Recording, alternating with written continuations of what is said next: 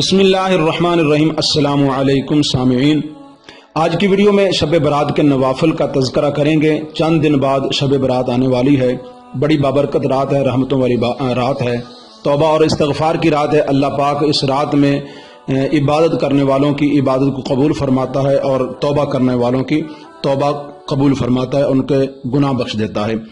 تو جو شب برات کے معروف نوافل ہیں، آج کی ویڈیو میں ہم اس کا ذکر کریں گے۔ آپ سے گزارش ہے اس ویڈیو کو آخر تک سنیں، اور دوسری گزارش ہے اگر آپ نے ابھی تک ہمارے چینل کو سبسکرائب نہیں کیا تو برائے مہربانی ہمارے چینل کو سبسکرائب کریں، اس کو لائک کریں، اس کو شیئر کریں، تاکہ ہر ویڈیو کا نوٹیفیکیشن جو ہے وہ آپ کو بآسانی مل سکے۔ تو بات کرتے ہیں شب برات کے نوافل کی۔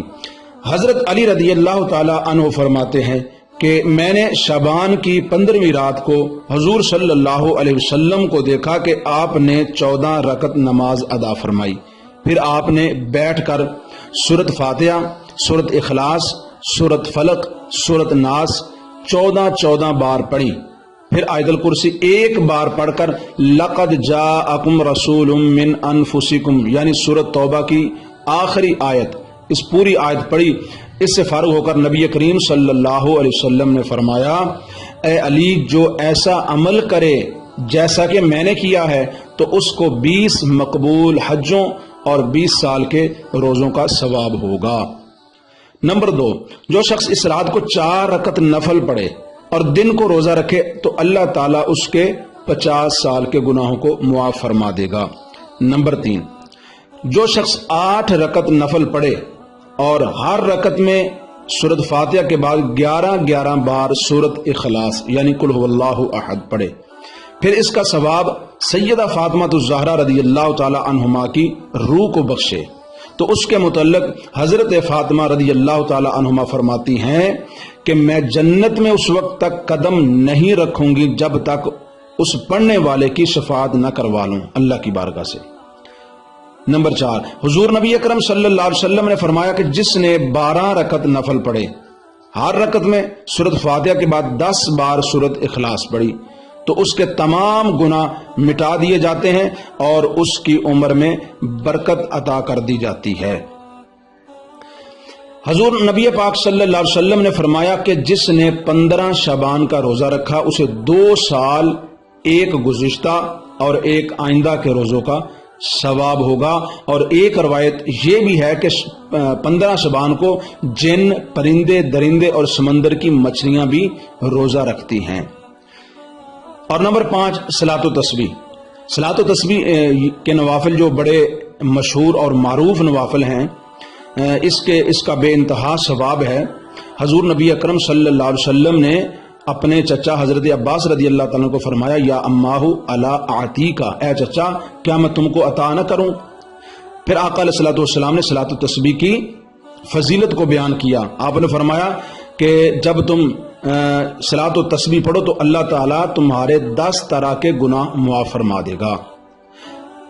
1 اگلے گناہ، نمبر 2 پچھلے گناہ، 3 پرانے، 4 نئے، جو بھول کر کیے ہوں، جو قصدن کیے ہوں، چھوٹے، بڑے، پوشیدہ اور ظاہر، یہ 10 قسم کے گناہ اللہ تعالیٰ صلاۃ و تسبیح کی برکت سے بندے کے گناہوں کو معاف فرما دیتا، مٹا دیتا ہے۔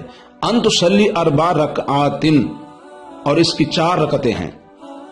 اس کے بعد نبی پاک صلی اللہ علیہ وسلم نے صلاۃ و تسبیح کی ترکیب تعلیم فرمائی۔ آپ نے فرمایا اگر تم سے ہو سکے تو ہر روز 1 بار صلاۃ و تسبیح پڑھا کرو، اور اگر روزانہ نہ پڑھ سکو تو ہر جمعے میں 1 بار پڑھو، اور اگر یہ بھی نہ ہو سکے تو پھر 1 مہینے میں 1 بار پڑھو۔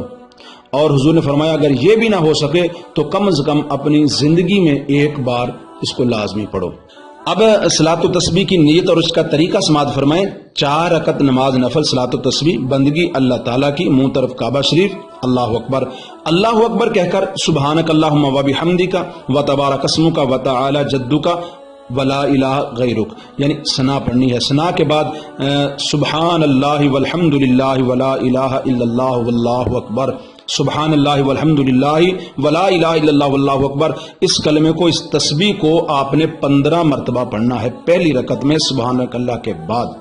پھر اعوذ باللہ من الشیطان الرجیم بسم اللہ الرحمن الرحیم، اس کے بعد سورۃ فاتحہ، سورۃ فاتحہ کے بعد کوئی آپ سورت ملا لیں، پڑھیں۔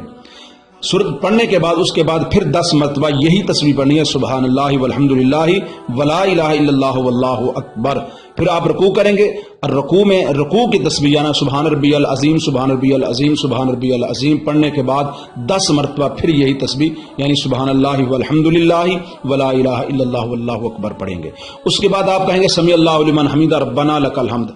ये पढ़ने के बाद फिर आप खड़े होकर ये तस्बीह पढ़ेंगे सुबहान अल्लाह वल्हम्दुलिल्लाह वला इलाहा इल्लल्लाह वल्लाहु अकबर। फिर आप सजदे में जाएंगे, तो सजदे में जाकर पहले आप सजदे वाली तस्बीह यानी सुबहान रब्बियल आला इसको 3 मरतबा पढ़ेंगे। उसके बाद फिर सुबहान अल्लाह वल्हम्दुलिल्लाह वला इलाहा इल्लल्लाह वल्लाहु अकबर इस तस्बीह को 10 बार पढ़ेंगे। फिर सजदे से सर उठाकर जब बैठेंगे तो यानी कि 2 सजदों के दरमियान बैठने को जलसा कहते हैं, तो जलसे में फिर आप 10 मरतबा तस्बीह पढ़ेंगे। उसके बाद फिर दूसरा सजदा करेंगे तो दूसरे सजदे की तस्बीह यानी सुबहान रब्बियल आला पढ़ने के बाद 10 मरतबा आप यही तस्बीह यानी सुबहान अल्लाह वल्हम्दुलिल्लाह वला इलाहा इल्लल्लाह वल्लाहु अकबर ये पढ़ेंगे।